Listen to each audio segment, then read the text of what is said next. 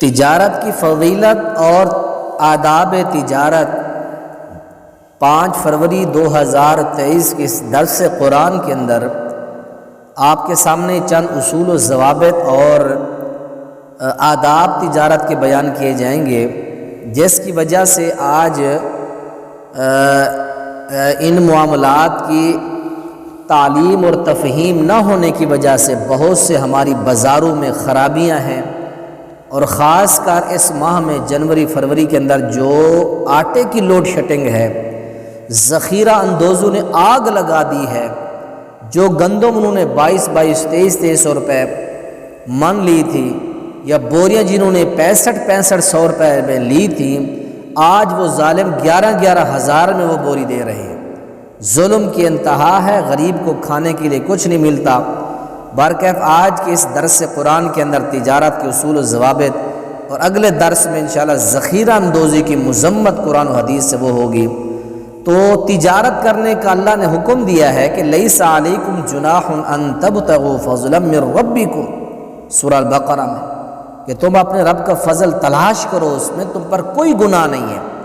فَإِذَا قُضِيَتِ الصَّلَاةُ فَانتَشِرُوا فِي الْأَرْضِ وَابْتَغُوا مِن فَضْلِ اللَّهِ، سورہ الجمعہ میں فرمایا کہ جب جمعہ کی نماز پڑھ لو اللہ کی زمین میں پھیل جاؤ، اللہ کا فضل رزق تلاش کرو۔ اور سچا جو تاجر ہوتا ہے، سچ بولتا ہے، اس کے بارے میں حضرت ابو سعید خدری فرماتے ہیں کہ رسول اللہ صلی اللہ علیہ وسلم نے فرمایا التاجر الصدوق الامین مع النبیین والصدیقین والشہداء والصالحین، سچا تاجر جو ہوگا وہ نبیوں کے ساتھ اور صدیقین شہداء کے زمرے میں صف کے اندر وہ کھڑا ہوگا۔ اور فرمایا کہ سچا تاجر کامیاب ہے۔ یہ اللہ کے نبی علیہ السلام نے ایک مرتبہ فرمایا یا معاشر التجار فاستجابوا لرسول اللہ، اے تاجروں متوجہ ہو جاؤ۔ جب تاجر متوجہ ہوئے تو آپ نے فرمایا اے تاجروں، تم فاسق فاجر قیامت کے دن اٹھائے جاؤ گے سوائے ان تاجروں کے۔ اللہ کے نبی فرماتے ہیں ان التجار یبعثون یوم القیامت فجار، تم فاجر فاسق اٹھائے جاؤ گے الا من اتقى اللہ وبر وصدق، مگر وہ تاجر جو اللہ سے ڈر کر تجارت کرتا ہے، جو نیکی کرتا ہے اپنے گاہک کے ساتھ، اور نیک تاجر ہے وہ صادق، اور سچ بولتا ہے۔ اس تاجر کو اللہ کے نبی نے سچا تاجر قرار دیا۔ جامع ترمذی کی 1210 نمبر یہ روایت ہے۔ اس میں اصول تجارت کے 3 بہترین اصول بیان کر دیے۔ تاجر وہ ہے جو اللہ سے ڈرتا ہے، اتق اللہ وبر وصدق، جو نیکی کرتا ہے، نیک ہے، سچا ہے، ایسا تاجر اللہ کے ہاں وہ نیک ہے، اللہ کے ہاں یہ متقی تاجر ہے۔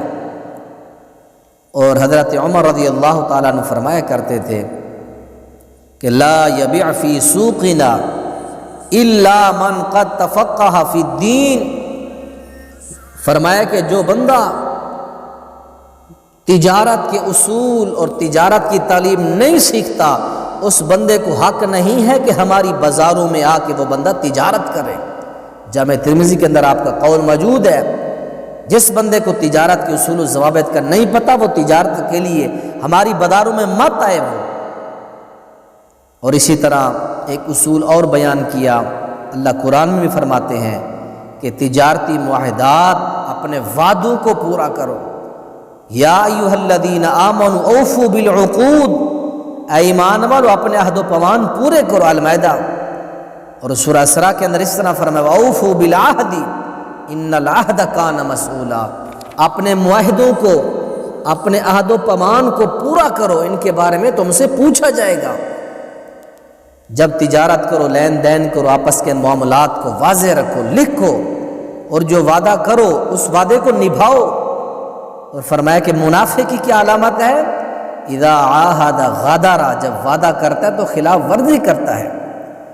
اور اس طرح اللہ کے نبی علیہ السلام نے صحیح الترغیب کے اندر صحیح لغیری اس درجے کی حدیث ہے، آپ نے تاجروں کو جھوٹ سے اجتناب کر متنبہ فرمایا یا معاشر التجار ایاکم والکذب، اے تاجرو جھوٹ سے بچو۔